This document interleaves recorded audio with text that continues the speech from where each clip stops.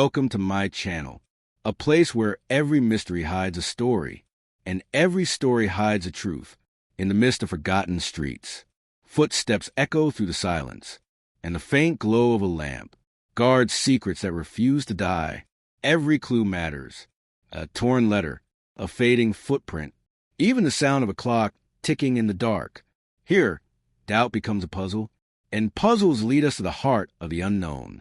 So prepare your mind, watch closely, and listen carefully, because the shadows are speaking, and the truth is waiting to be found.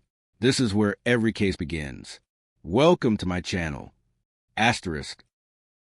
Chapter 1. The man who wrote in breath-sit was the kind of damp London morning that clung to one's collar and whispered of things left unsaid. Fog hung in the narrow streets like a guilty conscience, muffling the sound of hoofbeats and dimming the glow of every gas lamp along Baker Street. I had just returned from an early appointment with a nervous patient when I found Sherlock Holmes in his chair, eyes half-lidded, pipe resting like a scepter of thought in his fingers. He did not speak when I entered, he rarely did, but there was an unmistakable tension in his posture, a tautness that meant his mind was already in motion. I took my usual place opposite him and began removing my gloves when he said, without glancing at me, "You met no fewer than 4 people on your way back, 3 women and 1 man. One of them wore violet, one had a limp. The man carried a wrapped picture frame still damp from the east-facing alley, likely a restoration from Covent Garden. You've been to Havisham's." I blinked. "Really, Holmes, you mustn't. It's unkind to make a man feel ghostly in his own life." He gave a thin smile. "You provide a splendid canvas for deduction, Watson. I do wish the rest of London was so obligingly legible." Before I could retaliate with mock indignation, there came a sharp rap at the door, 3 brisk knocks, each one precise and without hesitation. Holmes raised a brow. "There, now, listen to that. You hear? The rhythm speaks of confidence, but not arrogance. There is urgency, but it is controlled. That is not the knock of a client from Belgravia or a fishmonger's boy." Mrs. Hudson's voice floated up the stairs. "A gentleman for you, Mr. Holmes." Holmes was already on his feet. "Show him in, please." The man who entered was tall, immaculately dressed, and as pale as paper. His thin mustache quivered above, lips drawn tight in composure, but his eyes were He removed his hat and gloves with a mechanical precision, then produced a sealed envelope from the inner pocket of his frock coat. "I am Giles Marrow," he said. "I come to you on behalf of my employer, Sir Theophilus Grail. He is confined to his estate in Kent, but has directed me to deliver this letter and seek your aid. It is ... most urgent." Holmes gestured for him to sit and accepted the envelope, which bore a curious insignia, 3 staggered crescents in black wax. He turned it over once, twice, then opened it with a silver knife, drawing out a single sheet of thick ivory paper. The handwriting was delicate, precise, yet with an odd cadence to its short phrases, like exhalations. Holmes read it aloud. "Mr. Holmes, I am in possession of a document I did not write, yet which contains my signature. It describes events that have not happened and yet appear destined to occur. The paper is aged, but the ink is fresh. There is no indication of forgery, but I cannot account for its origin. I have shown it to no one but my man Moreau, who you now meet. The language of the document is peculiar. It appears to have been written in breaths. I can describe it no better. It unnerves me beyond rational explanation. I have locked the page in my study drawer and left explicit instructions that no one disturb it. If it vanishes, or if more appear, I shall surely lose my mind. Please, come at once. Time is unraveling. Yours, in dwindling reason, Theophilus Grail." Silence fell after the reading. Even Holmes did not immediately speak. He turned the letter in his hands, examining the folds, the pressure of the pen, the angle of the final signature. "Written in breaths," Holmes murmured. "What an exquisitely irrational phrase." Giles Marrow leaned forward. "Sir Theophilus is a rational man, Mr. Holmes, a former parliamentarian, a student of mechanical engineering, and not given to fancy. I have served him 15 years. I have never seen him this disturbed." Holmes nodded slowly. "And this document, has he shown it to you?" "I have seen it once, yes. It is ... strange. The ink appears as though exhaled. No lines connect. There are gaps, almost like pauses for breath. But the most unsettling part—" He hesitated, and Holmes gestured impatiently. "The most unsettling part," Marrow said, is that the final paragraph references your arrival. It says, "You will come." It describes the carriage you will use, even the minute you shall appear. Holmes' gaze sharpened. Indeed, yes, and that paragraph was there 3 days ago before Sir Theophilus had written to you, before I even posted the letter. I glanced at Holmes. His eyes had darkened with interest, and interest he reserved for only the most arcane puzzles. "Where is this estate?" "Grailmere, outside Dover. I have a carriage waiting at Charing Cross." Holmes stood. "Watson, I believe we have an appointment with the future." Without another word, he strode to the door and seized his coat and hat. "But Holmes," I said, rising with my own coat, "you don't believe in surely this is not some supernatural affair?" He smiled, a wolfish thing. "My dear Watson, if the future has taken up a pen and begun to write, I intend to read its handwriting." And with that, we stepped out into the grey morning, and into a mystery that seemed to breathe before us. Chapter 2. A Letter. From the future the journey to Grailmere was veiled in silence. Outside the window, the countryside bled past in smudges of green and grey, fog crawling like a sentient mist across the moors. Holmes sat in the far corner of the compartment, hands steepled beneath his chin, eyes closed but alert, a pose I had long learned not to mistake for slumber. Giles Merrow sat beside me, upright and tense, as though even the cushioning of the train seat failed to soothe whatever disquiet gnawed at him. For my part, I reviewed the letter again in my mind, recalling its phrasing, written in breaths. The words unnerved me, not merely for their poetic absurdity, but because Holmes had not dismissed them outright. That alone suggested a riddle, far more tangled than superstition or fraud. "You've known Sir Theophilus 15 years, you said," I prompted Merrow quietly. "Have there been other, peculiar—" He shook his head firmly. "None. He is a man of fixed habits, early riser, walks the garden paths precisely twice each morning, records meteorological data in his own hand at dusk. He built much of Grailmere's internal architecture himself. You see, everything from the stair rails to the brass fittings in the study bears his eye for exactness." Holmes stirred. "And it is in this study that the mysterious document was found?" "Yes, Mr. Holmes, in his locked drawer, beneath his personal stamp. No one else has access to it." And the handwriting, did you recognize it?" "That's the oddest part. It is his, Sir Theophilus' own hand. I have seen it on 1,000 receipts and memos. Yet, he swore on the life of his late wife's that he did not pen it." Holmes opened his eyes then, grey and cutting. "There are only 3 ways such a letter can exist, Watson. Either the man lies, and wrote it himself, or he tells the truth, and someone has forged his exact hand to an inhuman degree. Or, lastly, it was written by someone, or something, who understood the shape of future moments." "You speak of clairvoyance," I said, incredulous.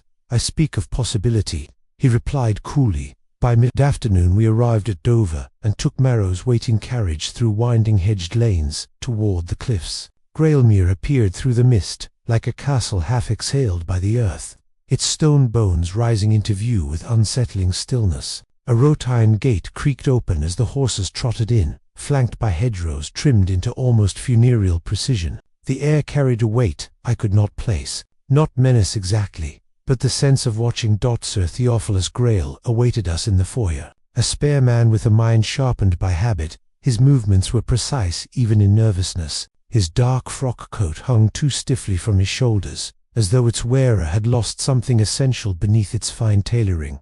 "Mr. Holmes, Dr. Watson." He greeted us with a faint bow. "You've come, just as the letter said." He led us swiftly into his study, a high-ceilinged chamber panelled in dark walnut. Charts of constellations, mechanical drawings, and architectural blueprints adorned the walls, interspersed with clocks of varied make-all ticking with soft defiance of one another's rhythm. Holmes paused, surveying the room with sharp interest. Sir Theophilus moved to his desk, withdrew a key from a chain about his neck, and opened the rightmost drawer. From within, he removed a folded parchment. It was heavier than standard writing stock, and yellowed with the suggestion of aiguette.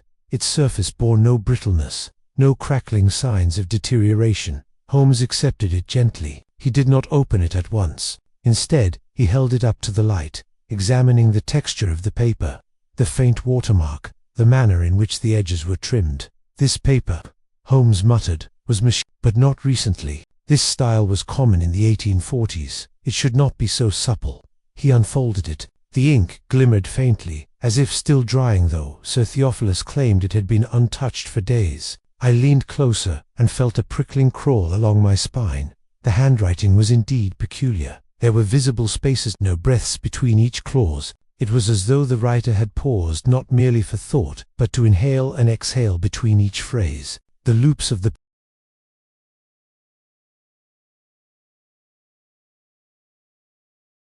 script curled with unsettling consistency, the pressure neither too light nor too forceful. The effect was clinical yet unnatural. Holmes read aloud, "You will arrive before dusk. You will see the mirror above the hearth. The scratches beneath it mean nothing. Do not be misled. The clock to your left runs 5 minutes fast. Do not adjust it. He watches from the garden. He always watches from the garden. The letter must remain sealed until the 7th bell. You will want to open it before then. Resist.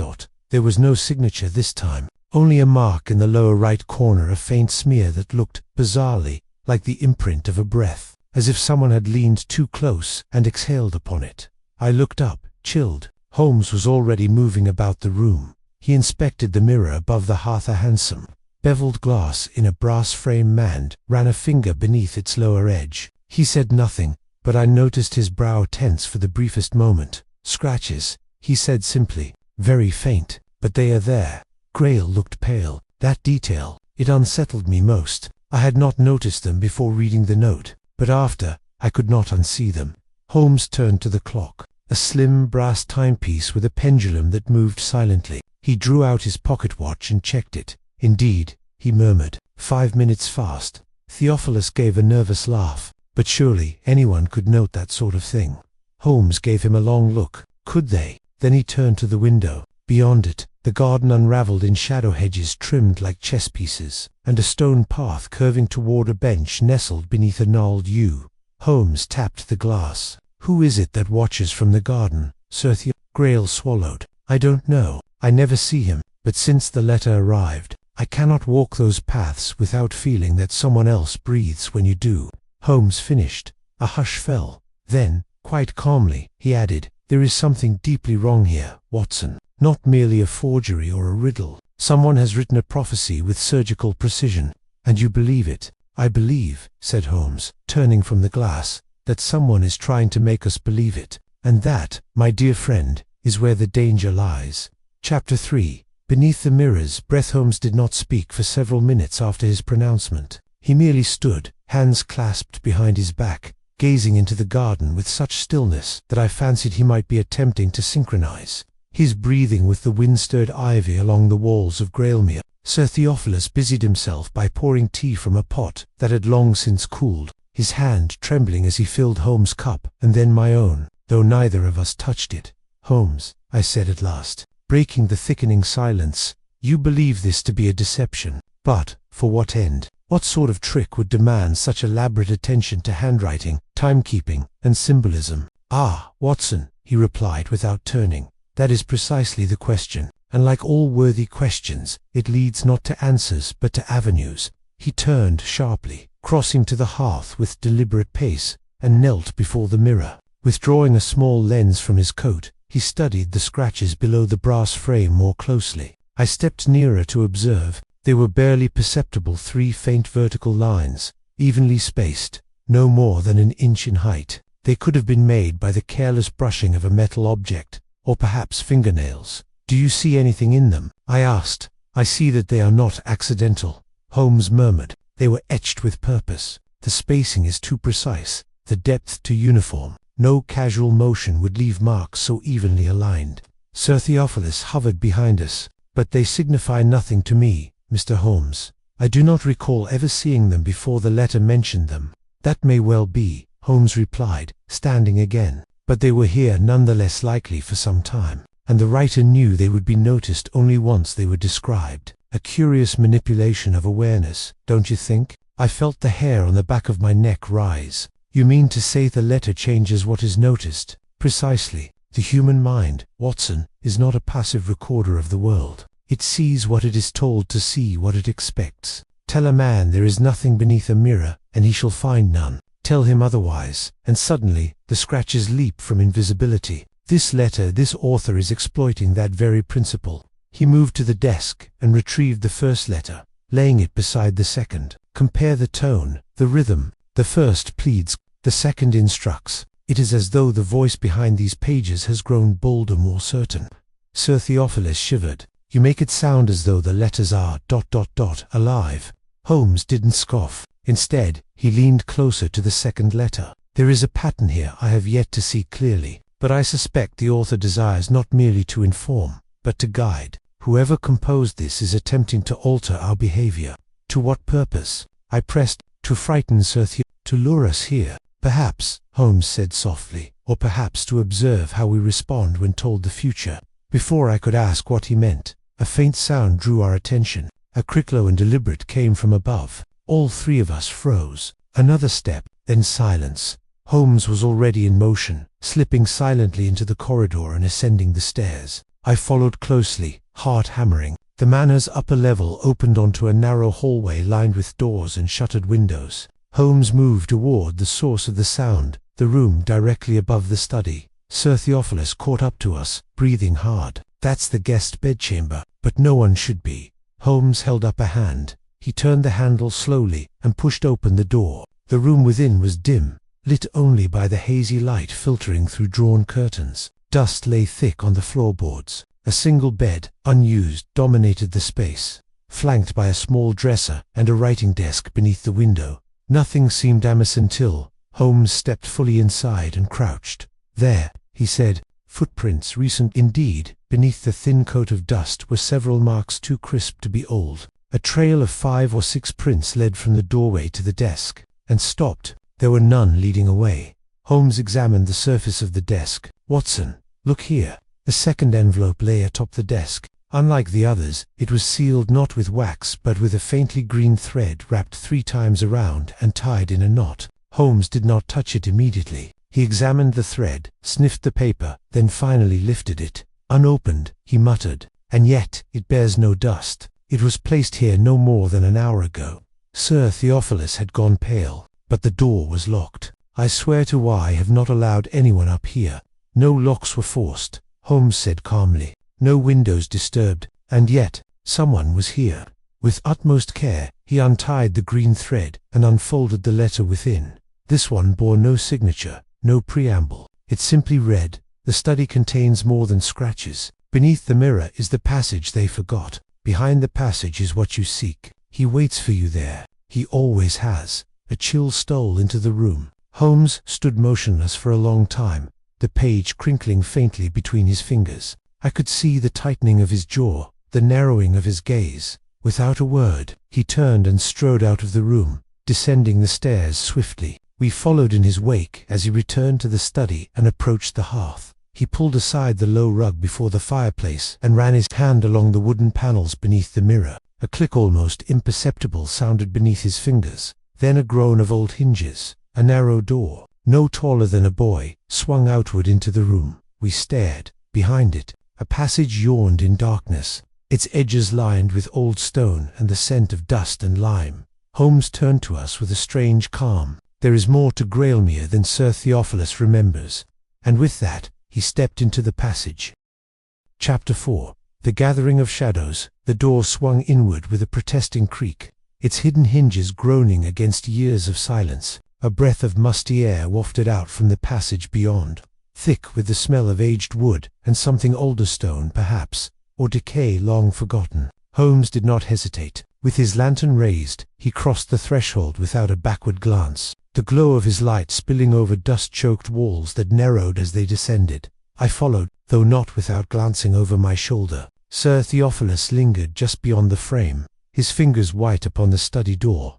"I never knew of this," he said, almost pleading. "I designed every hallway, every joist of Grailmere. I have no record, no memory of this passage." "That," Holmes called from ahead, "is precisely what makes it interesting." The corridor dipped beneath the house, narrow enough that I had to stoop. The floor sloped slightly downward, and the walls, clad in cool stone, grew colder with each step. After perhaps 30 yards, the passage ended abruptly at a small wooden door, bound in iron and sealed with an old, rusting latch. Holmes examined it in silence, then opened it with a sharp tug. The hinges, surprisingly supple, gave way with a smooth motion. Beyond lay a chamber. It was square, barely 10 feet across, with a low ceiling of exposed beams. The floor was covered in sawdust and old rags. In one corner stood a decaying writing desk, its drawer half open. On the opposite side, a tall mirror leaned against the wall, its glass clouded by grime and time. Holmes crossed directly to the desk. "I suppose," I muttered, "this is where the letters were composed." Holmes said nothing at first. He knelt, brushing aside a layer of dust to reveal indentations in the wood circles left by the pressure of inkwells, the telltale scarring of a pen nib pressed too hard. He ran his fingers across the surface and paused. "Watson, look." I peered closer. The wood bore the same 3 vertical marks we'd seen beneath the mirror in the study, scratched into the grain deliberately, almost ceremonially. "The same hand," I murmured. "But why repeat the marks?" "To signify something," Holmes replied. "A ritual, perhaps, or a signal. Repetition implies control, intent." I turned to the mirror. Though filthy, it caught faint flickers of our lantern light. I stepped closer and rubbed away a corner of the grime. My breath caught. The mirror did not reflect the room as it should. Where the desk should have been, I saw only empty floor. Where Holmes stood, his image was slightly off, tilted, as though leaning forward into something I could not see. "Holmes, I began, but he was already at my side. He studied the mirror for several seconds. "An illusion," he said at last. "A clever one. The backing has been subtly altered, warped glass, or some faint silver etching, designed to unsettle, perhaps." He turned suddenly, eyes sharp. "And it serves a purpose." He knelt before the baseboard beneath the mirror and pressed against the wall. A soft click echoed in the chamber. The mirror shifted. With a hiss of displaced air, it slid aside, revealing a narrow cubbyhole behind it, no deeper than a coffin. Inside lay a collection of items. Holmes withdrew them one by one. A brass monocle, its lens cracked, a strip of linen with faint illegible ink blots, a small jar of pale wax, and lastly, a bundle of letters, tied tightly with black twine. He undid the twine and scanned the topmost sheet. His brows drew together. "These are drafts," he murmured, "unsent, unfinished." I read over his shoulder. The writing was the same as the earlier letters, Sir Theophilus' own hand, but the contents were fragmented. "He watches still, even beneath breath. They forgot the 7th bell. The clock is the first trap. Another, Grail must not remember. That is the only way. He must not remember building the door, or the mirror, or this room." Sir Theophilus' voice floated down the corridor. "Mr. Holmes, Dr. Watson." We returned to the study and found him still at the threshold, pale and shaken. Holmes held up one of the letters. "Do you recognize this writing, Sir The man stared. "It is mine, but I did not write it. I swear to I never composed such words." Holmes stepped forward. "And yet they speak of you, of this house. They speak of forgetting, of construction you now claim no memory of. Tell me, have you ever suffered injury to the head, a fever, any incident that might explain a gap in memory?" Sir Theophilus blinked. "No, never. My health has been steady all my life." Holmes seemed unsatisfied. He turned back to the study and examined the rear wall with a renewed scrutiny. "Someone has gone to great lengths to bury a truth and to guide us, slowly, toward its rediscovery. And to what end?" I asked again. Holmes didn't answer directly. He picked up the earlier note, the one that had foretold our arrival, and warned us not to adjust the clock. He read it again, this time aloud. "He watches from the garden. He always watches." Then he crossed swiftly to the window and peered out.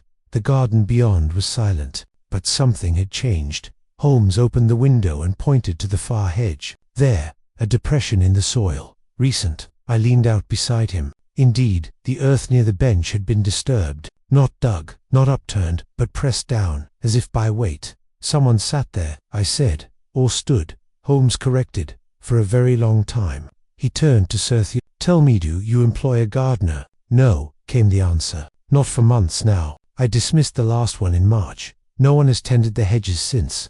Holmes nodded. "Then whoever left that mark was no servant." The room seemed to grow colder. "What are you thinking, Holmes?" I asked. "I am thinking," he said slowly, "that the one who watches from the garden may not be watching us at all." He turned back toward the dark mirror passage. "He may be watching for someone who hasn't arrived yet." Chapter 5. A stranger. Among the living that night, Grailmere did not sleep. The house creaked in ways it had not before, wood stretching in the dark like old limbs remembering motion. In the garden, the wind stirred the hedges with a whispering rustle that seemed to speak in syllables, and though no footsteps echoed across the gravel paths, we could not help but feel watched. Holmes paced the length of the study like a caged thing, his fingers steepled and brows furrowed in silent calculation. The bundle of found letters remained spread across the desk. I sat nearby, nursing a cup of tepid tea and reviewing the notes I had made earlier. Sir Theophilus had retired to his room, though from the pallor in his face and the stiffness in his step, I suspected his rest would be as hollow as ours. At last, Holmes stopped and spoke. "Someone is constructing a narrative," he said, "piece by piece. Each letter, each scratch, each impression left in dust or soil, they are not random. They are invitations. To what? I asked. Discovery, perhaps, or performance. We are being maneuvered, Watson, like figures on a board. The letters are too perfect, the predictions too convenient." He tapped a letter gently. "Take this, for instance, the clock running fast. It is a detail too minor to matter to most minds, but it's exactly the sort of inconsistency that would catch mine. The author knows that, which means they know you," I finished. He nodded slowly. "Or they believe they do." A knock came then, not from the front door, but from the side of the house. 3 sharp raps against the pane of the study's window. I started to my feet. Holmes was already there, drawing aside the curtain.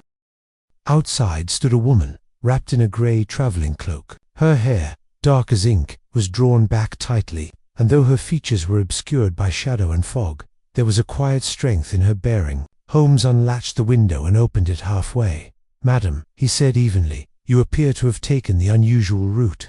"I had to," she replied, her voice low but steady. "They are watching the gate." Holmes' eyes narrowed. "Who is they?" She hesitated. Then, "I am here about the man who wrote the letters." That was enough. Within a minute, she was seated before the fire, her cloak steamed with moisture and her boots caked with clay. She accepted no tea, refused to give her full name, but allowed us to call her Miss Rowena. She spoke with the clipped accent of someone educated, and carried herself like one unused to being interrupted. "I worked for Sir Theophilus," she said, "not as a servant. As a conservator of his archives, his family documents, land records, mechanical blueprints, correspondence. I was here 6 years ago. I catalogued everything in the West Wing." "You left suddenly," Holmes prompted. "I was dismissed," she said coolly, "after I found something he insisted did not exist." She reached into her satchel and retrieved a small, leather-bound notebook. Holmes opened it carefully. Inside were meticulous transcriptions, dates, ledger entries, sketches of symbols, but most striking were the last pages. There, in the same uncanny hand that had appeared in the mysterious letters, were passages detailing events that had not yet occurred. Holmes read aloud. "The man from Baker Street will come in grey. He will find the scratch, the clock, the hollow space. He will ask about the bell, but it has not rung yet." He closed the book and looked up.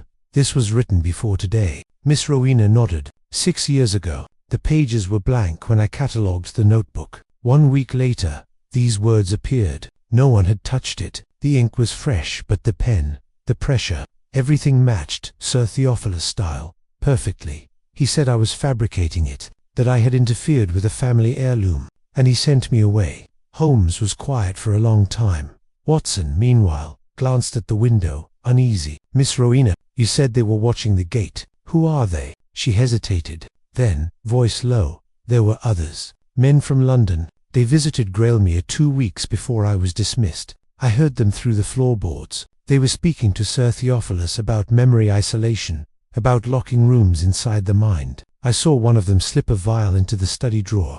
Drugging him, I asked, appalled. Conditioning him, she replied, to forget certain spaces, to disassociate designs he himself had made. Holmes rubbed his chin, which suggests a larger design, one in which Sir Theophilus is both architect and captive. Rowena nodded. He was frightened when they left, like a man waking from a half-remembered dream. Holmes rose. "I must speak to him," he said, "now, before morning." But as he stepped toward the door, footsteps rang out on the gravel outside, slow, deliberate. We turned as one. From the window, we watched. A figure stood near the yew tree in the garden, not seated, not crouched, standing, perfectly still. The fog moved behind it like smoke, but the figure did not stir. There was no coat, no lantern, just a tall man in a black frock coat and bowler hat, facing the house. Watching. Holmes narrowed his eyes. "Watson, bring my revolver." "But Holmes, bring it." When I returned, the figure was gone. The path showed no retreat, no impressions in the soil, no sound, only the yew tree swaying slightly, though the air was still. Holmes pocketed the revolver, but said nothing. He turned to Miss Rowena. "You will stay in the house tonight. You are not safe beyond its walls. And to me," he added, "we are no longer chasing a letter writer, Watson. We are inside a script." I frowned. "Written by whom?" His face was drawn and grim. "That," he said, "we must discover before the 7th bell." Chapter 6. The secret clue. Dawn came late to Grailmere. A pall of grey mist hung over the grounds well into the morning, clinging to the hedgerows and curling like a veil across the eastern windows. The house itself seemed reluctant to wake. Even the clocks ticked more softly, as though the mechanisms themselves feared drawing attention.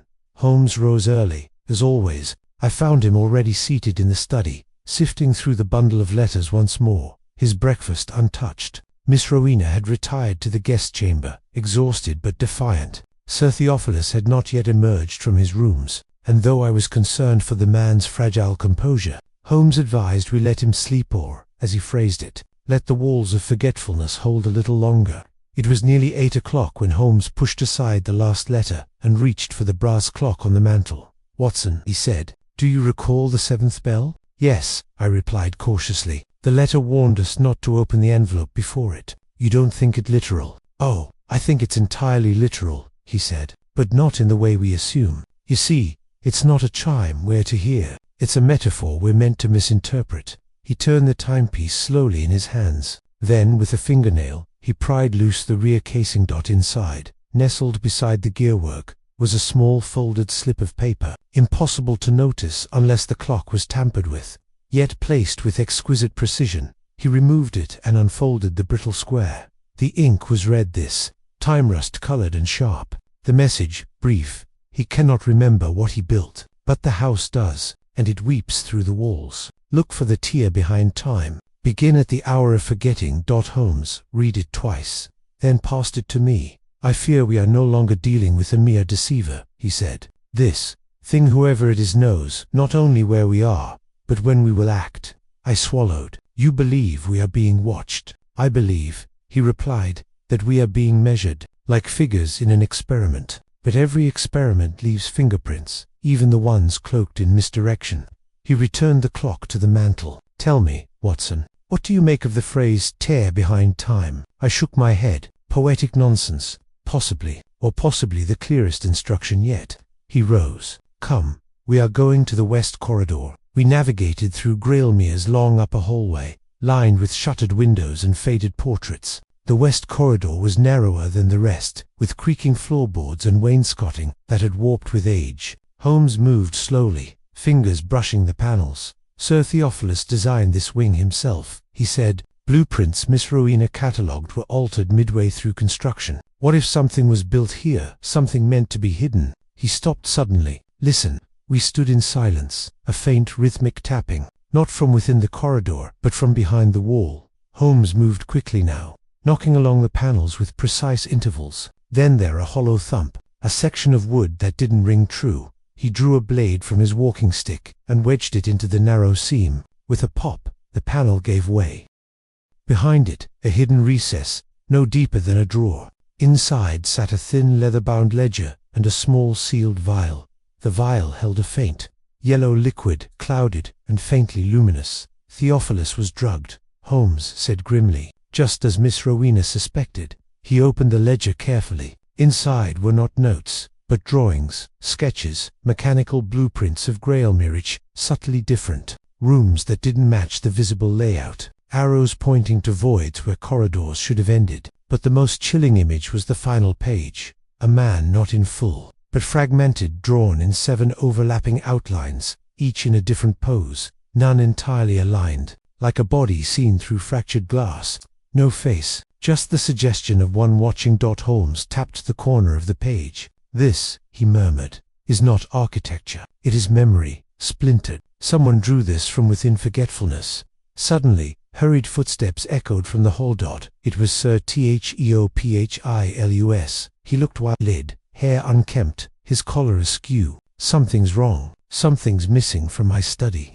We followed him down the corridor. He stormed inside and went directly to the desk, opened the central drawer. "It's gone," he said. "The note, the one I left for myself." "What note?" Holmes asked gently. "I wrote it days ago, after the first letter. I thought perhaps I was sleepwalking, that some subconscious urge was leaving these messages. So I wrote myself a note, sealed it in the drawer, a simple one, with just 2 words, 'Don't trust.'" He looked up at us. "It's not there now. The drawer is empty." Holmes was silent for a long moment. Then he walked to the fireplace and looked up at the mirror. "Watson," he said, "fetch Rowena."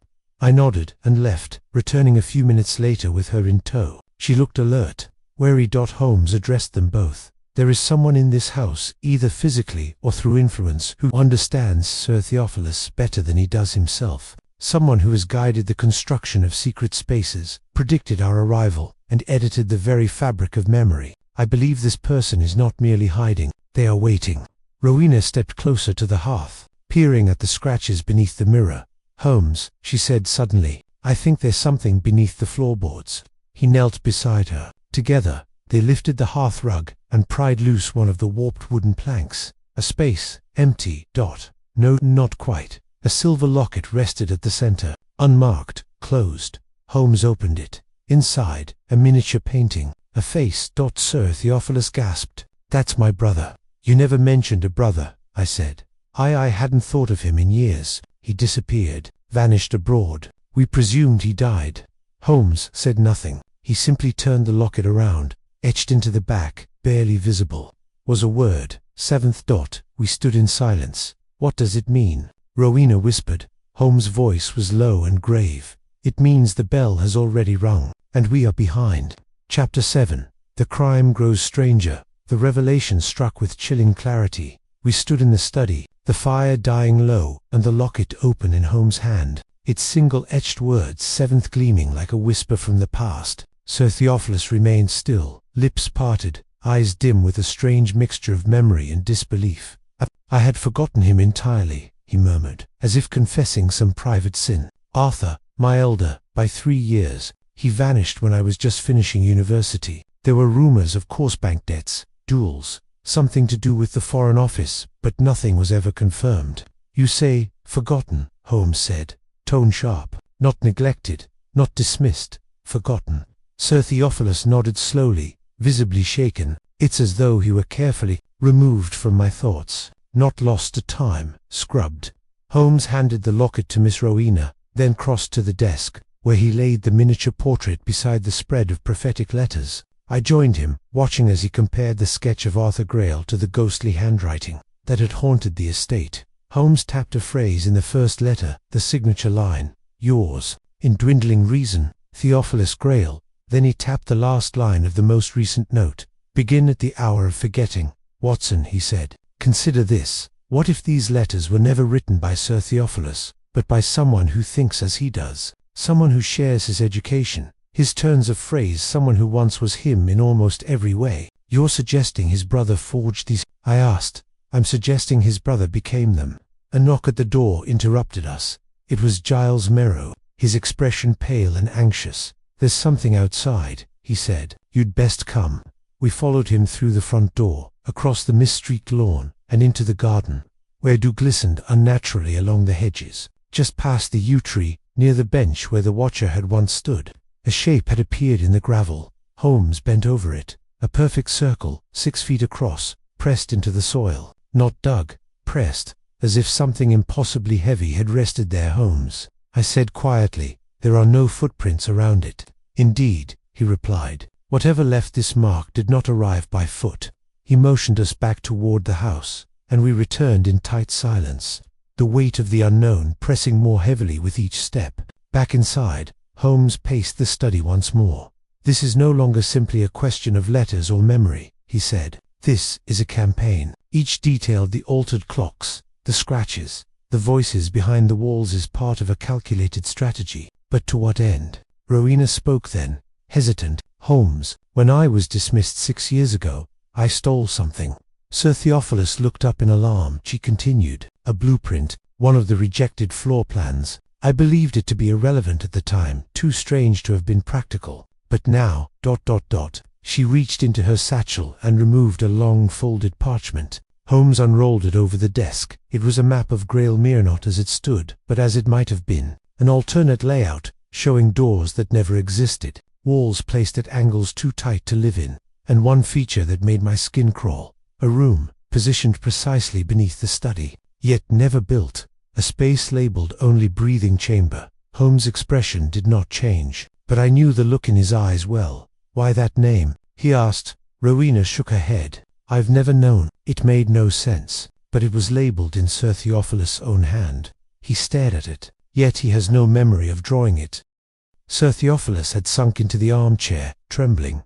I don't remember this, he said. I don't. Holmes turned away from the blueprint and went directly to the study hearth once more. With deliberate motion, he pressed upon the side of the mirror's frame. It gave way just as before, revealing the narrow hidden passage leading downward into the secret chamber. But this time, we did not descend alone. I want you all to see it, Holmes said. Whatever lies beneath must come into the light. We made our way through the dark corridor again, the air cooler than before, tinged now with something faintly metallic. The hidden chamber was as we had left it, mirror warped, desk crumbling, and the wall where the locket had been discovered now empty. But Holmes went to the far corner and tapped gently along the stones. Then, he paused, a hollow sound. He motioned to Mir, who helped him clear away debris. Together they uncovered a panel of stone unlike the rest, lighter in hue, faintly inscribed. Holmes pressed it. The stone moved, sliding inward.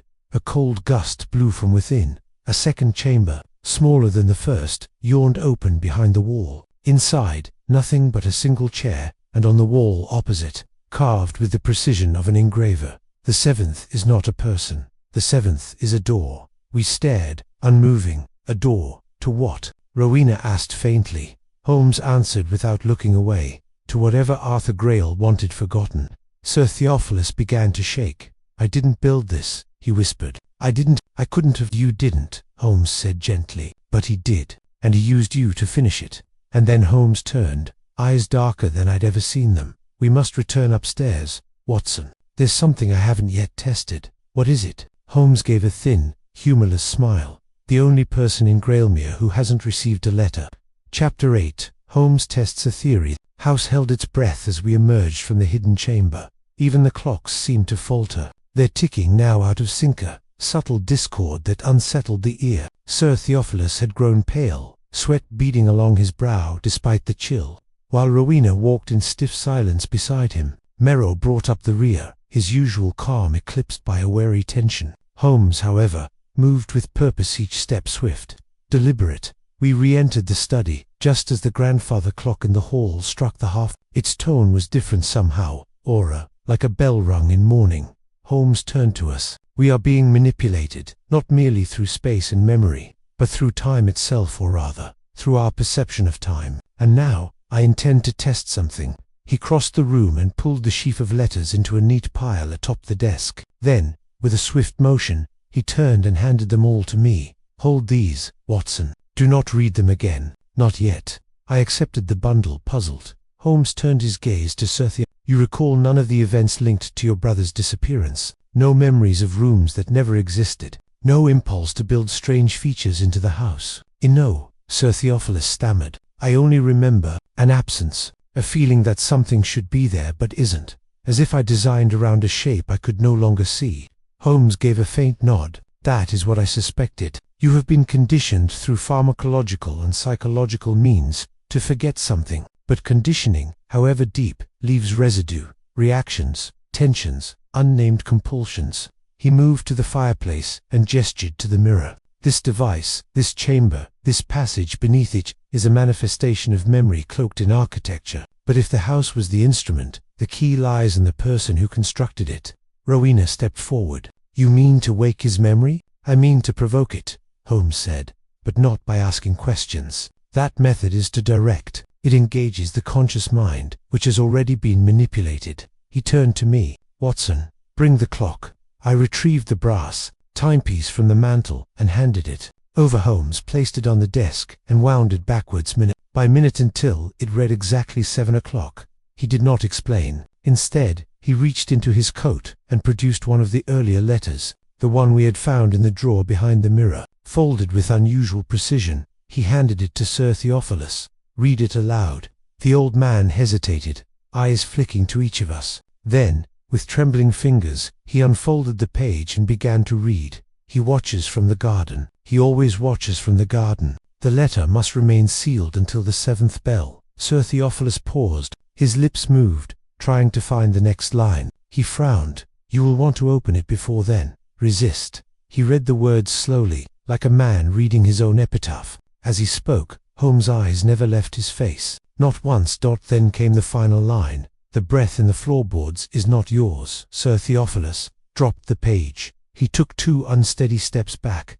I know that line," he whispered. Holmes stepped forward. "Where did you hear it?" "I didn't hear it. I felt it, in my bones. Years ago." He staggered back to the armchair, clutching his temples. "I was ill. No, not ill. Altered. There was a day I awoke and the house felt wrong. Smaller, rearranged. The clocks all wrong. The corridors echoing with a sound I couldn't place." Holmes leaned forward. "Was that the day Arthur vanished?" "Yes, yes." Sir Theophilus gripped the arms of the chair. "He came to see me. I remember it now briefly, like smoke. He had a notebook, said it was filled with predictions, things he would write, things he had not yet done." Holmes crouched before him. "And then, I burned it. I remember the fire. I burned it and I forgot it. And him." Holmes stood slowly. "The 7th bell, Watson," he said, "is not a time. It is a trigger. A suggestion planted in the mind of Sir Theophilus to repress the truth, unless a very specific sequence of events unlocked it. I felt the chill deepen in the room, and we've now unlocked it." I asked. Holmes gave a short nod. "Yes, but it may already be too late." Rowena stiffened. "What do you mean?" Holmes turned toward the hallway. "The man in the garden returned while we were below. Merrow spotted him through the window, but when he stepped outside he was gone. Again, no footprints. No trace, just a folded note on the garden bench." He retrieved the note from his coat and unfolded it for us to see. There were only 4 words. "It begins at night. Then we must prepare." I said. "No, Watson," Holmes said grimly. "We must investigate one final space before night falls. There is still a puzzle piece missing and I believe it is the real reason we were summoned here." He turned to Merrow. "Giles, you've served Sir Theophilus longer than any of us. Did he ever speak of a sealed room in the cellar?" Merrow blinked. "The cellar? No, sir. He avoids it. Always has. Said the air down there was heavy." Holmes nodded once. "Then we go there next." Rowena took a step forward. "Why now? What do you expect to find?" Holmes looked down at the cracked miniature portrait still resting on the desk. "I expect," he said softly, "to find Arthur Grayle's final breath." And with that, we descended once more into the darkness below. Chapter 9. A second attempt. The cellar beneath Gralemere was colder than the rest of the house, an ancestral cold, not of temperature alone but of silence, too deep to be natural. Dust coated the steps in a fine, uniform layer, undisturbed for years. Holmes descended first, lantern in hand, the flame flickering wildly as if troubled by currents we could not feel. I followed close behind with Sir Theophilus, whose shoulders stooped further with every step. Miss Rowena came last, her gaze sharp, clutching the locket like a talisman. Even Merrow, typically unflappable, looked over his shoulder more than once. The air grew dense, not foul, but weighted as though memory itself thickened with each footfall. At the base of the stairs, the cellar opened into a low, vaulted space built from old riverstone, reinforced by iron beams in places. Barrels lined one wall, most long since emptied or broken, and wooden crates crumbled in corners. Cobwebs shimmered faintly in the lantern's glow, but it was the far wall that drew Holmes' attention. There stood a single iron door. It was narrow, barely wide enough for a man to pass through sideways, and without a handle, just a square indentation at shoulder height, deep enough, perhaps, to hold a key or a palm. Holmes approached with caution. "This wasn't listed on any blueprint we've seen." Sir Theophilus blinked at the door, startled. I've never seen this." Holmes turned to him. "That is no longer evidence of absence, I'm afraid."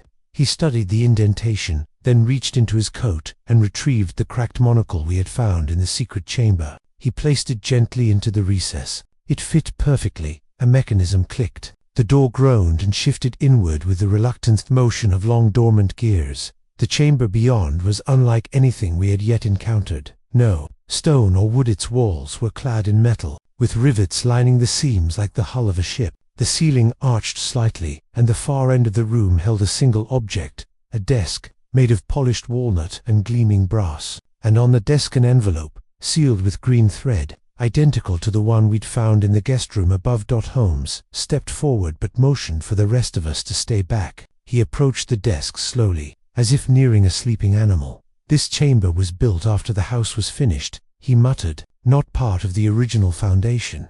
He examined the envelope without touching it. The script across its front read, "For the final reader." Holmes glanced at me. "Watson," he said carefully, "what did the letter in the garden say?" I hesitated. "It begins at night." Holmes nodded. "Then we've arrived just in time." He turned the envelope over and delicately loosened the thread. Inside were 2 pages. He read in silence, his expression unreadable, then handed them to me. The writing was Arthur Grayle's. The tone eerie in its calm spoke, not of confession, but of continuation. 2. "He who finds this, know that I am not dead. I am not living either. I have built a chamber for my thoughts, for my pattern, for my breath. And in forgetting me, Theophilus preserved me. The house remembers what he cannot. Tonight, at the 7th hour after dusk, the memory completes itself. If I return, it will not be as a man. Do not open the mirror. Do not adjust the clock. The air will pulse once. That is all the warning you'll receive." I read it again, slower. My mouth had gone dry. "What does he mean? Return?" I asked. Holmes didn't answer. Instead, he walked the perimeter of the metal chamber, knocking lightly on the walls. When he reached the far corner, he paused. "There's space beyond this wall," he said. "A hidden cavity. Watson, your stethoscope." I handed it over. He pressed it to the metal and listened. After a moment, he straightened, breathing. "Sir," Theophilus gasped. "But that's not possible." "It isn't the breath of lungs," Holmes said. "It's rhythmic, artificial, mechanical, like a replication of breath, a simulation." Rowena stepped closer, despite herself. "Holmes, if Arthur really did attempt to record himself, to persist through the house... then we are dealing with a mind split from its source," Holmes replied. "A fragment of identity, sustained by architecture, habit, and perhaps even technology." "And the letters?" I asked. "He'd been writing to us. He's been guiding us, or testing how we respond." Just then, above us, a sound echoed through the ceiling beams. A clock striking. 1, 2, 3. Holmes moved quickly upstairs. We climbed from the cellar in tense silence, emerging into the hall just as the 6th chime rang through the house. By the 7th, we were in the study. The mirror over the hearth had changed, no longer warped. It now reflected the room perfectly, but we were not in it. Instead, it showed the desk, the clock, the dying fire, and in the chair where Sir Theophilus had sat minutes before, someone else, a man, dressed in black, bowler hat in his lap, his hands folded, expression blank. He stared into the room through the mirrors. If awaiting us, Sir Theophilus took a step forward. "Arthur." The figure did not respond. Holmes reached for the clock. "Do not adjust it," Rowena whispered, panic in her voice.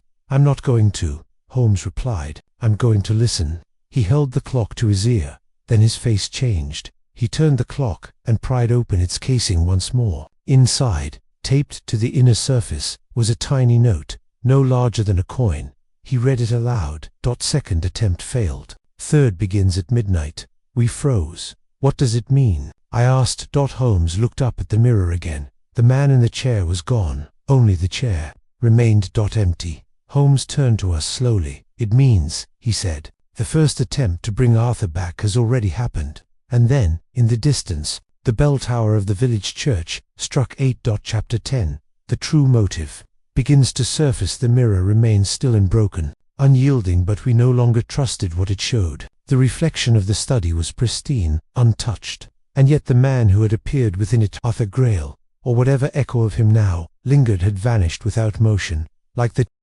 closing of a thought. The fire sputtered quietly in the grate. Outside, the mist thickened, curling against the panes in restless eddies. Holmes stood motionless before the mirror, the clock still clutched in his left hand. His eyes were sharp, scanning not only the glass but something far beyond it, calculating, weighing, assembling. Sir Theophilus slumped in the armchair, a man unraveling thread by thread. "He's still here," he murmured. "He's always been here." Holmes finally spoke. "Yes, but not as you remember him." Miss Rowena leaned forward. "Holmes, what does the note means? Second attempt failed. Third begins at midnight." "It means," Holmes said quietly, "that someone, Arthur, or the mind he left behind, is running a sequence, a process. Each attempt brings him closer to something, not resurrection, but manifestation." I paced behind him. "You think he's trying to re-enter the world through this house, through his brother's memory?" "Not memory alone," Holmes replied. "Through attention. These rooms, these hidden chambers, they're not simply places, they're anchors. Arthur's designs aren't architectural, they're neurological symbols, stimuli, and now he has us reading his letters, tracing his lines, repeating his name, ... His voice trailed off. He turned to the desk and spread out the remaining pages once more. "Look here," he said, pointing to the very first letter Sir Theophilus received. "I am in possession of a document I did not write, yet which contains my signature. It describes events that have not happened and yet appear destined to occur. Whoever wrote this," Holmes said, "knew exactly how Theophilus would respond. Fear, curiosity, the need for external validation, which is why he sent for us." "Arthur wanted you here," I said slowly. "Yes," Holmes replied, "but not just me, all of us." He turned toward the hearth and gestured toward the mirror. "A mirror doesn't only reflect, it repeats. What Arthur requires is repetition, recognition, and perhaps ... reenactment." Rowena crossed her arms. "You think he's trying to remake the moment of his disappearance?" "Yes," Holmes said, "and I believe he's nearly succeeded." There was a knock at the door. Not the front door, the study door. None of us had touched it. Holmes moved to it and opened it cautiously. Miro stood on the other side, his face ashen. "There's someone in the west corridor," he whispered. "I saw a figure through the glass, but when I turned the corner, it was gone." Holmes didn't hesitate. He grabbed the lantern and gestured for me to follow. We moved swiftly through the halls, the shadows long and close about us. The west corridor was silent when we arrived. The floorboards bore no prints, no disturbance, but the mirror at the end of the hall was fogged with breath. Holmes stepped closer. "Do you see it, Watson?" "Yes," I said, my voice hoarse. "Condensation, human breath." Holmes reached out with his gloved hand and wiped the surface clean. For a moment, nothing stirred. Then, behind us, the floor creaked. We spun, but the hallway was empty. "No," Holmes murmured, "not behind us, beneath." He knelt and placed his palm on the floorboards. "Warm," he said. "The house is warming from below, a heat source near the hidden chamber." We returned to the study and descended again to the cellar, this time without speaking. The iron door was still ajar. Within the metal chamber, the air was different charged. The envelope on the desk remained undisturbed, but a second object now sat beside it, a brass key, long, flat, inscribed with a strange symbol, a triangle within a circle, crossed with 7 vertical strokes. Holmes picked it up, examined it, then turned to Sir Theophilus. "Do you recognize this?" The older man shook his head, but he seemed entranced by it. "It feels ... familiar. I don't know why." Rowena stepped forward. "Holmes, what if the key isn't meant for a door?" "It isn't," Holmes said. "It's meant for him." He placed the key in Sir Theophilus's palm. "You said he came to you, years ago, with a book of predictions. You burned it, and afterward, he vanished." Sir Theophilus nodded slowly. "I believe," Holmes continued, "that what Arthur attempted was a transference of self, a psychological blueprint impressed into another, into you, Theophilus, but you rejected it. The memory was burned along with the notebook, but it didn't vanish. It scattered." He pointed to the locket, to the hidden rooms, to the mechanical chamber below. All these were fragments of his mind, embedded in the fabric of this place, waiting for you to remember, or, failing that, for someone else to reconstruct the path.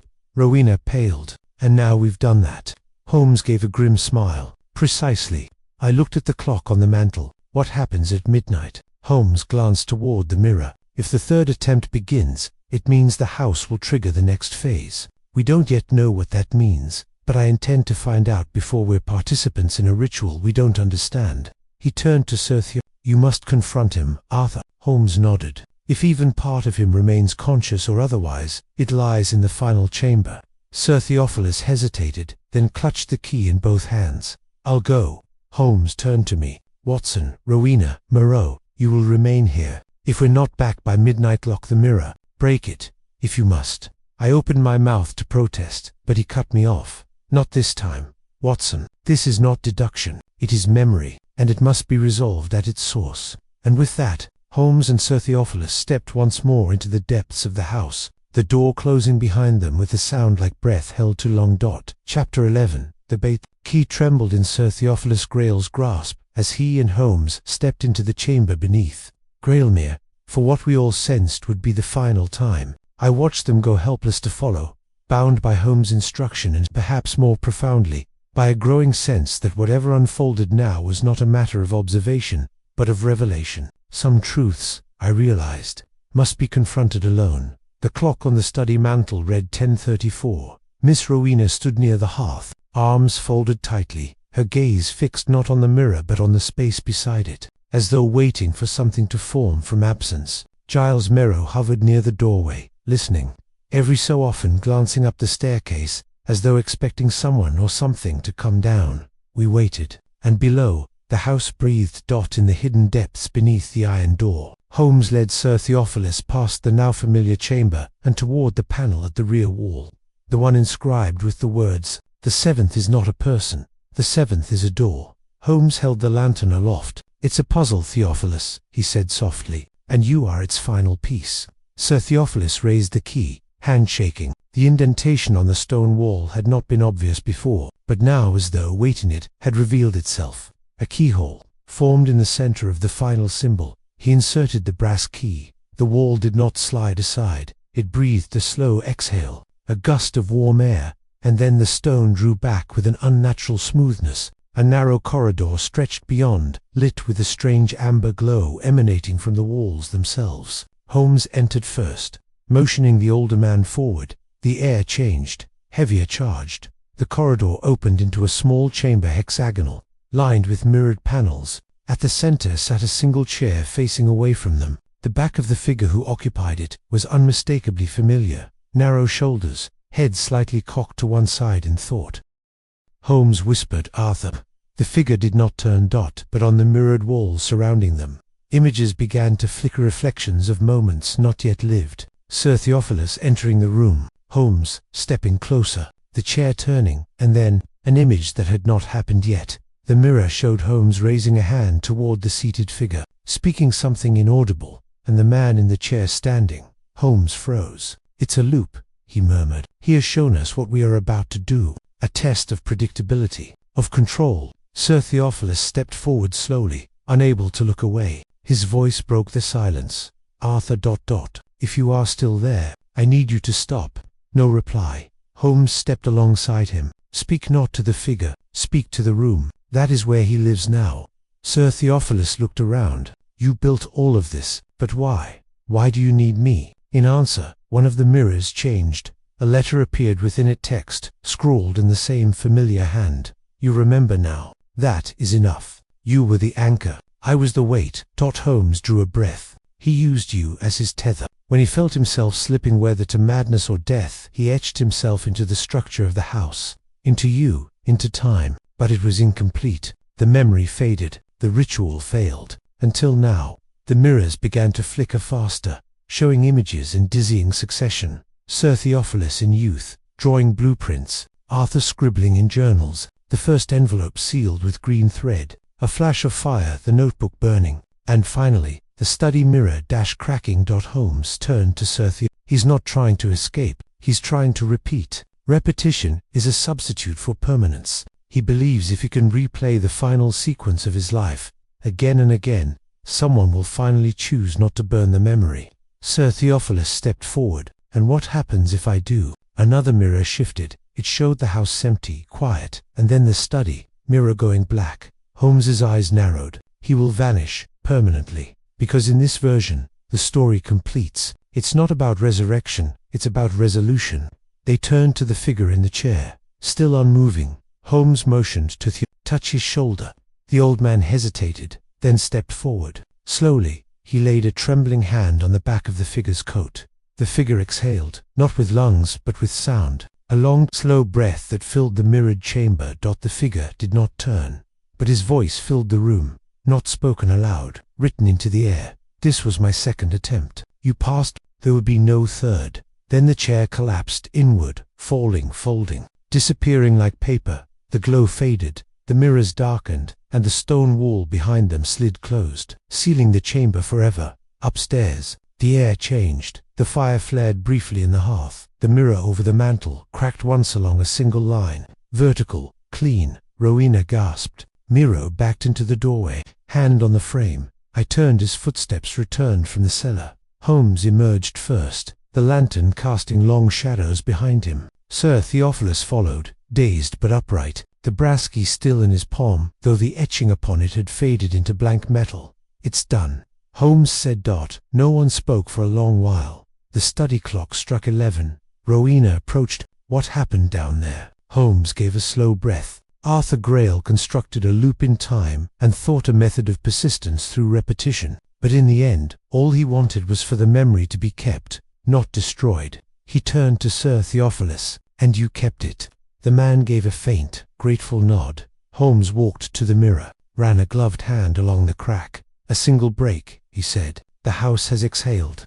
And for the first time since our arrival, the silence in Grailmere was not heavy but whole. Chapter 12. The moment of recognition. We remained in the study, long after the hour struck. The fire had burned low, casting long orange fingers across the floor, while the single vertical crack in the mirror stood like a dividing line between what had been and what might never be again. Grailmere felt changed, lighter, though not free from strangeness. It was as though the house had relaxed, releasing tension that had bound it for decades. Holmes stood at the desk, flipping slowly through the remaining letters. Though their words had not altered, they now felt inert, no longer instructions or premonitions, but relics, fossils of a man who had tried, desperately and impossibly, to survive in script. Sir Theophilus sat in silence by the window. His posture was straighter now, his breath more even. He had not spoken much since returning from the final chamber, but the tremble in his hands had ceased. Whether this was resolution or merely exhaustion, I could not tell.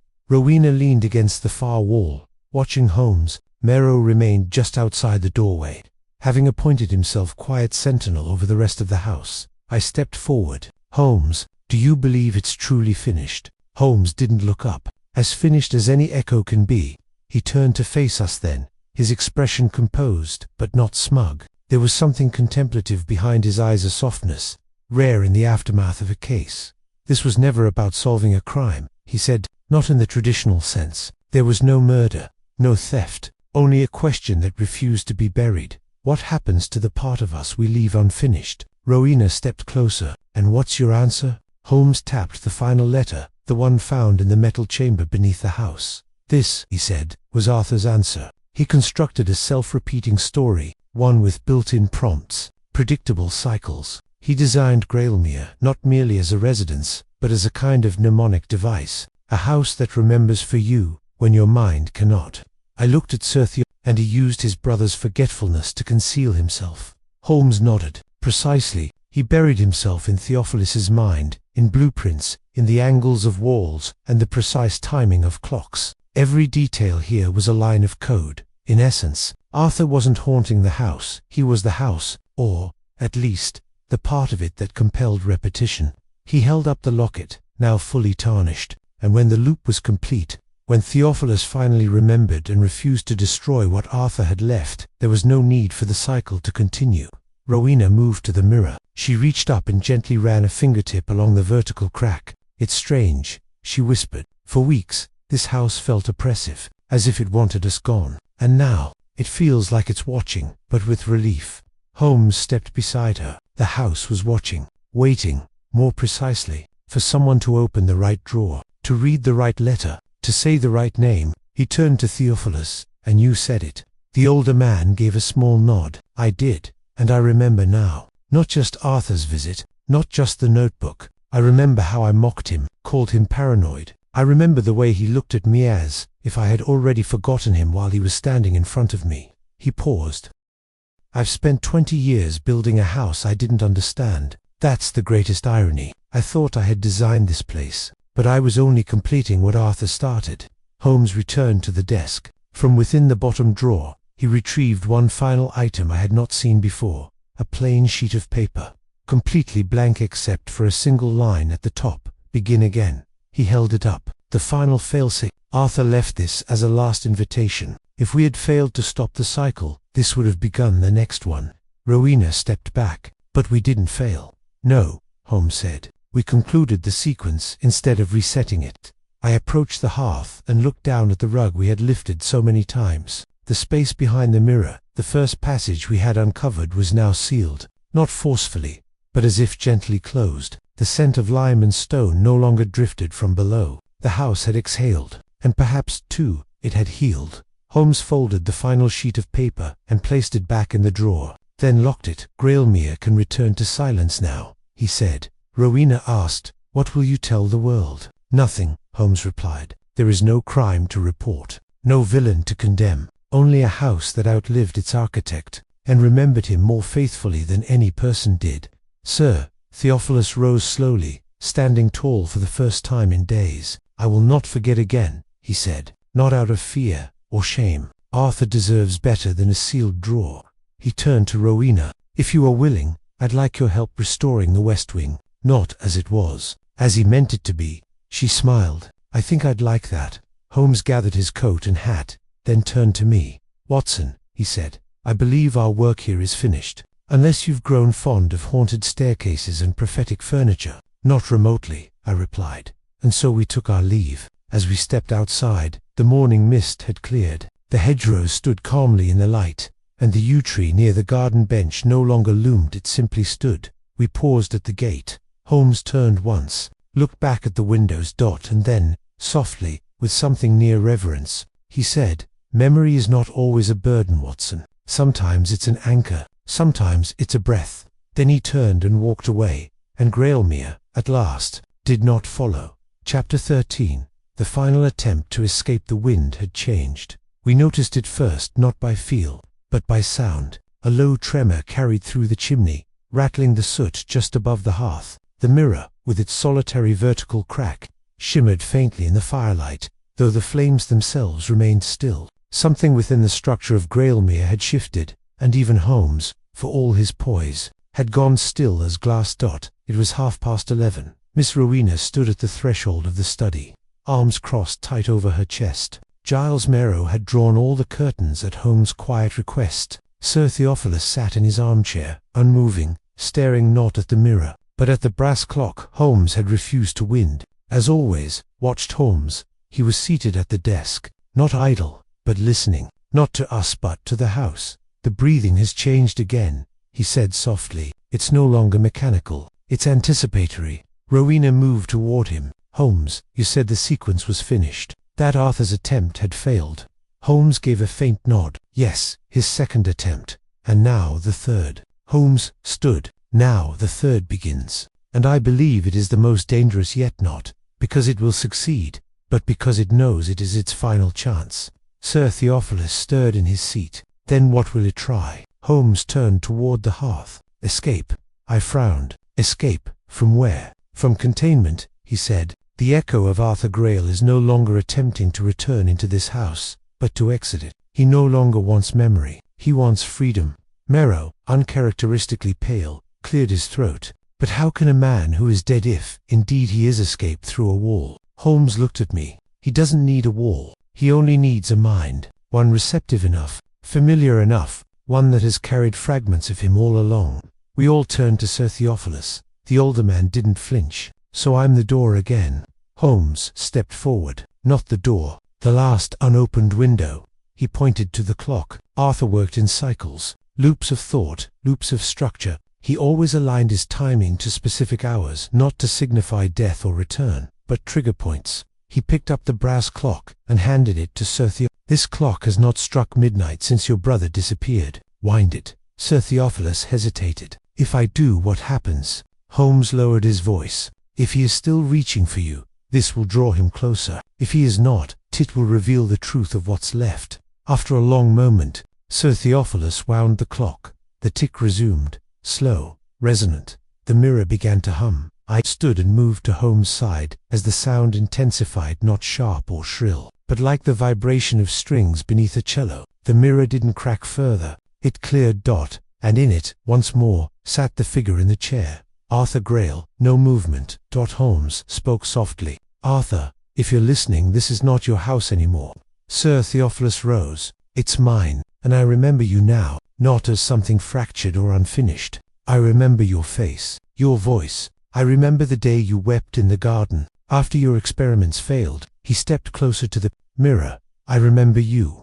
The figure in the mirror stirred just slightly. Rowena gasped. Holmes narrowed his eyes. Watson, note the firelight. I turned. The flames were flickering, but the shadows they cast did not match the room. They flickered opposite. It's reversed, I whispered. Yes, Holmes replied, because the figure isn't in the mirror. The mirror is the figure.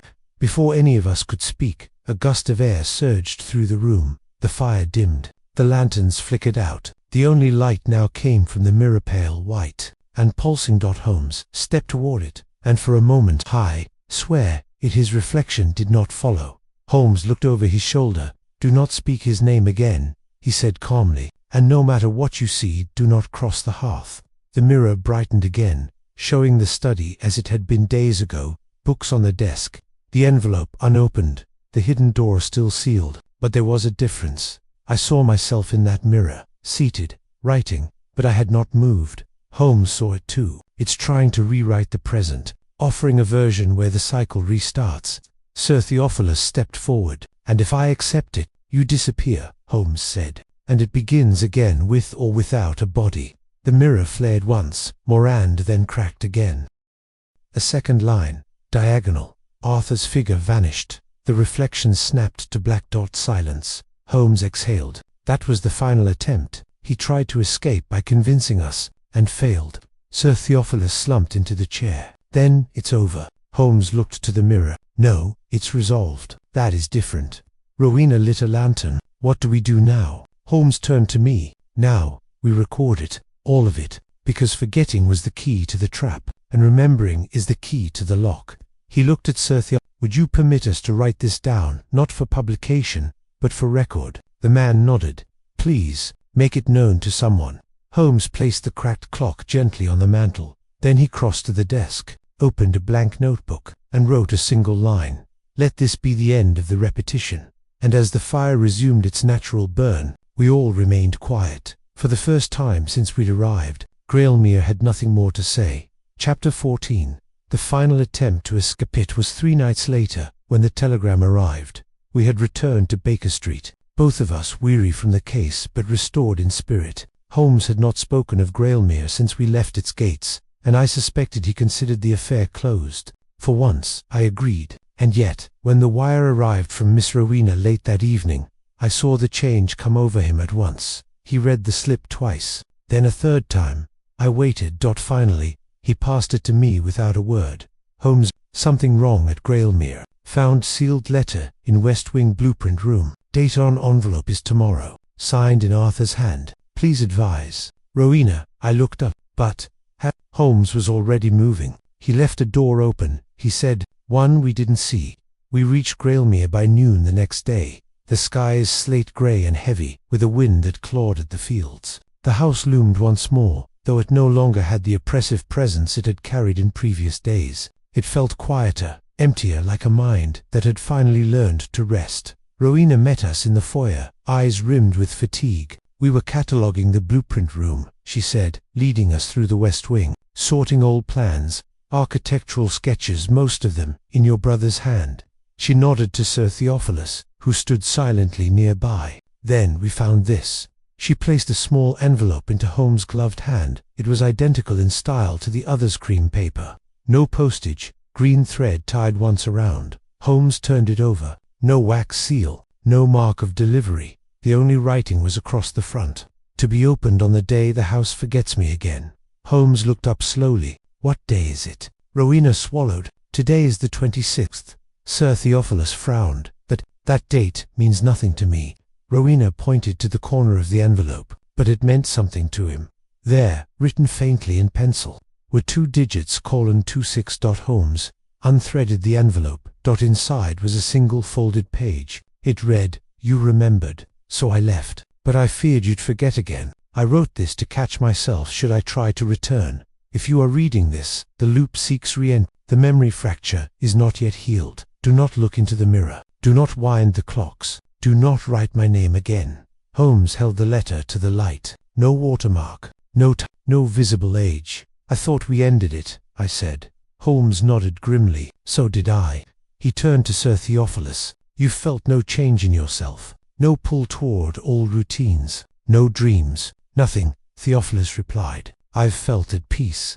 "Then this isn't you," Holmes said. "It's the house." He led us quickly back to the study. The mirror was still cracked, one clean vertical line. The brass clock still read the hour we had left it at, 11:42. The room was undisturbed, and yet, when Holmes opened the clock's rear panel, a folded note had appeared. He opened it. His jaw tightened. "I am not done. You opened the wrong door. The final breath still waits beneath the garden." Rowena paled. "There's nothing beneath the garden." "We searched." "No," Holmes interrupted. "You searched for rooms, not signals." He turned sharply to Sir Theophilus. "There was a greenhouse here once, was there not? Before you modernized the gardens." "Yes," Theophilus said slowly. "It stood behind the yew tree. My brother used to sit there." Holmes looked out the window. "Show me."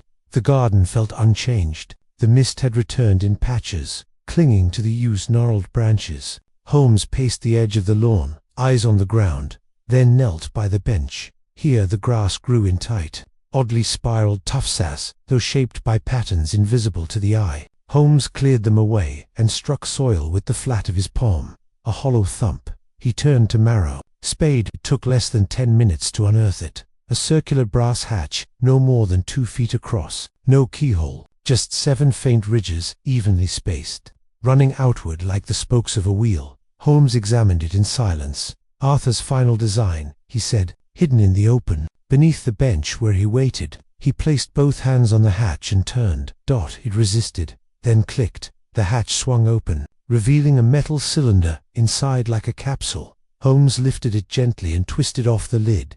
Within, a bundle of letters, and a small device. A glass orb seated in a brass ring, humming faintly, though there were no wires. The letters were sealed, dozens of them, each addressed to Arthur Grail. Holmes read the first. "Dear Arthur, if you come again, let this be the final time. You were loved. You were remembered. You do not need to repeat. Rest." Rowena stepped closer. "Holmes, these aren't messages from Arthur. They're messages to him." "Yes," Holmes said softly. "He left a trap for himself. A final chamber not of memory, but of grace." He handed the orb to Sir Theophilus. "What is it?" "I asked a receiver," Holmes said. "Not electrical. Something conceptual. It only activates when someone returns here with the intention of becoming Arthur again. But instead of reviving him, it delivers these." He gestured to the letters. "Final reminders." Sir Theophilus blinked, eyes wet. He wanted to stop. He was just afraid he wouldn't know how. Holmes nodded, so he planted his own restraint. He turned to Rowena. "Seal the hatch. Let the bench grow wild again. Let him wait, not to return, but to be left behind."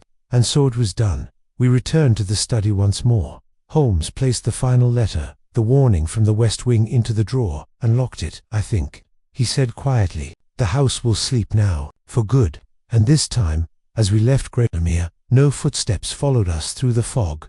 Chapter 15. Holmes closes in. The final clue revealed. Morning rose quiet over Baker Street. The fog had lifted not only from the moorlands of Kent, but from the mind of my companion. Sherlock Holmes sat by the window, his chair angled to catch the slanting sunlight. A gentle breeze stirred the curtain lace as he tapped out the embers of his pipe, eyes half-lidded yet miles from rest. I had just returned from my morning errands, carrying the sealed leather folio that held the complete account of our experience at Greylemere. The moment I entered, Holmes raised a hand. "Don't open it yet, Watson," he said without turning. "There's still one piece I must see for myself." I placed the folio on the writing table. "One piece." He rose slowly. "We closed the cycle. We stopped the return. But something's been bothering me, an omission so precise, it could only have been deliberate." He walked to the shelf beside the fireplace, retrieved a slender black notebook, and handed it to me. It was the one we'd recovered from beneath the desk in the lower chamber of Greylemere, in the mirrored room. We had assumed it contained fragmentary drafts of Arthur's final thoughts, yet Holmes had never spoken of its contents since. Page 27, he said. I opened to the indicated leaf and found, written in Arthur Grayle's meticulous breath-spaced script, "Do not trust the locket. It is not mine. It was placed after. She does not know she is carrying the breach." He hid the final key inside the mimic. I stared at it. The locket. I breathed. But that was how we identified Arthur. Holmes nodded. Yes, and that's precisely the problem. Arthur left mirrors, notes, and triggers, but no photographs. Nothing facial. Only one symbol ever linked to his personhood. The locket. And yet, he never mentions it in his verified writings. Until this, my blood ran cold. Are you suggesting the locket was planted, that it didn't belong to Arthur? Holmes tapped the page. More than that, he believed it contained something else. A mimic. A false anchor.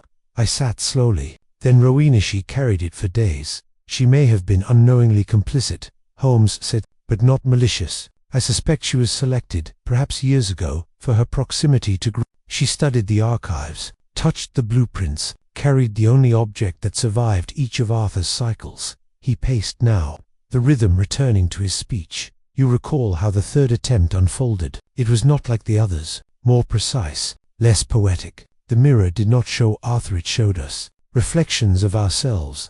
I nodded. And who discovered the third envelope? Holmes asked Rowena. Exactly. I stood. Then you think she was the breach? Holmes turned. I think Arthur was clever enough to plan for failure. Each time the loop broke, he needed a mechanism to restart it. And what better vessel than a person convinced they were helping to end it? He crossed to the mantel and retrieved the locket. He had taken it after we sealed the garden chamber. He now held it in a handkerchief. I opened this last night. Watson, what did you find? He snapped it open. Inside.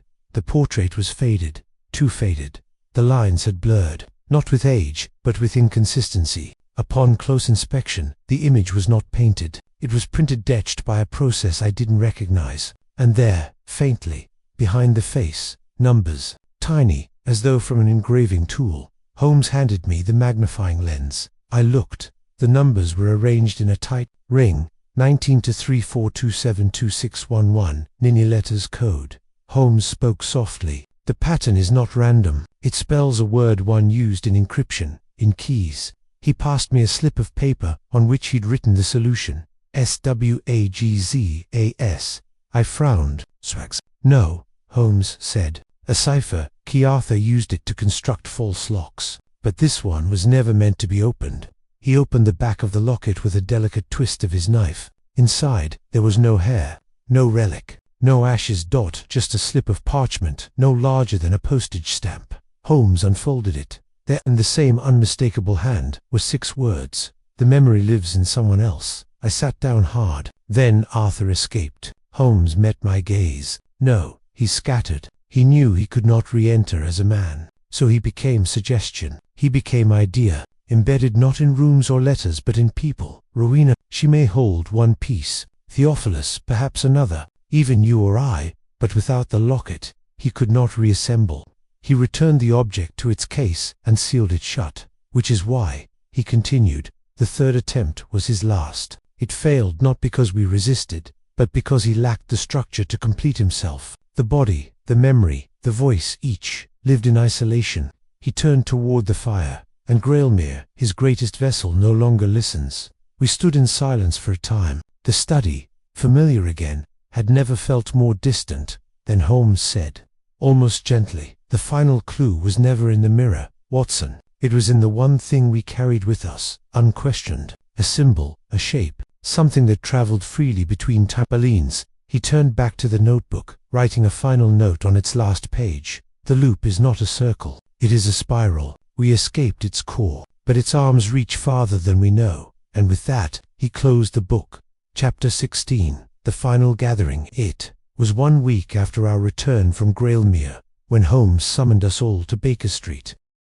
Sir Theophilus arrived in the early afternoon, pale but composed, a stack of archival papers tucked under one arm. Miss Rowena followed shortly thereafter, dressed in dark green, the locket no longer at her neck. It had been placed in Holmes's safekeeping and, to her relief, sealed within a locked case at the British Museum's cryptographic archiver. fitting resting place for a device no longer trusted by memory or man. We gathered in the sitting room, the fire well stoked, the London rain tapping gently on the windows like a soft knock from the world outside. Holmes, standing by the mantel with the notebook in hand, wore an expression I had come to associate with final conclusions, quiet, measured, and sharpened by a sense of moral gravity. "I have asked you here," he began, "not to reopen the case, but to bring it to rest. Each of us played a role in resolving the mystery of Arthur Grail, and now, at last, the resolution must be made plain without superstition, without shadows." He gestured for us to sit. We did. Holmes continued. "The question, from the first, was never how Arthur disappeared, but where he attempted to go."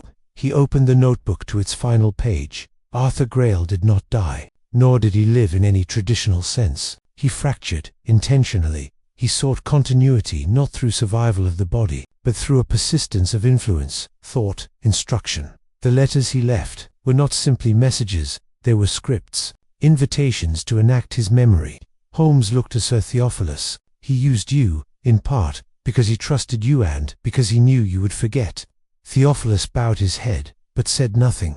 "He relied on that forgetting," Holmes said. "Built the house as a labyrinth of deferred memory, each room a mnemonic device, each corridor a psychological trigger, and when that failed, he planted people instead of places."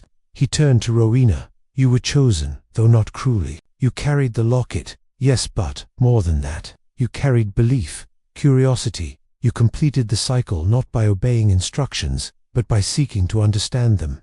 Rowena met his gaze. "I didn't know." "No," Holmes said softly, "but you recognized, and that made all the difference." He walked to the desk and retrieved the locket. Still closed, still sealed. "I believe this to be the last remnant of Arthur's intentional design. The rest is letters, his blueprints, his predictions are inert now. Their context collapsed when Theophilus remembered him fully and chose not to repeat the forgetting."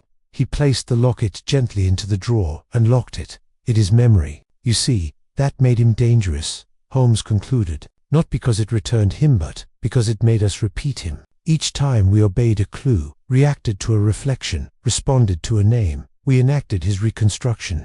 He faced us fully, but the loop is broken. Arthur Grail cannot return because he is no longer needed. Memory, when honored, ceases to haunt." We sat in silence. Then Theophilus rose. "I have spent the better part of my life building a house I didn't understand. I thought I was a creator, but I was a keeper, a guardian of a consciousness I didn't know was there." He looked to Holmes. "But you found the thread, and you cut it clean." Holmes offered a small smile. "The thread was always yours to sever." Rowena spoke next. "What should we do with the house?" Holmes didn't hesitate. "Keep it. Restore it. Let it live as a place of peace. Let the rooms echo with ordinary sound again, children's laughter, music, silence without meaning."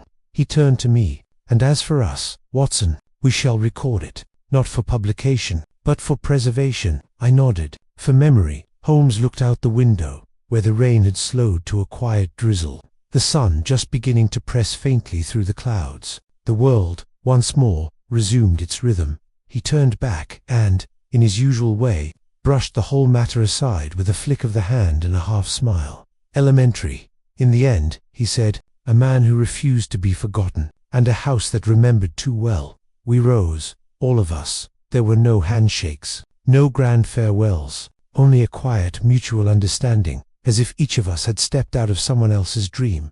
As they departed, Holmes turned to me once more, his voice quiet. "Watson, there are cases that solve crimes, and there are cases that resolve people. This was one of the latter."